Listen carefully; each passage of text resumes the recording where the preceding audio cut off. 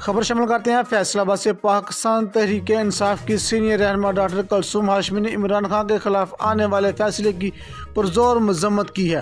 Doctor Kulsoom Hashmi का कहना था कि इमरान खान के खिलाफ जो फैसला आया इस फैसले को हम नहीं मानते।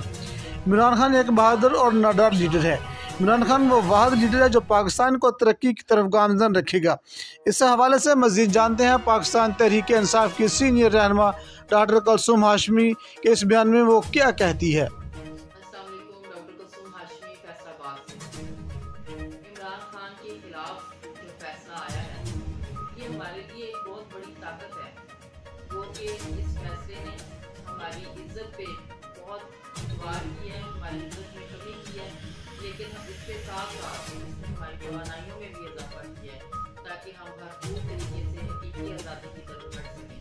और इंशाअल्लाह ताला हम हकीकी आज़ादी हासिल करते रहेंगे। हम और हमारे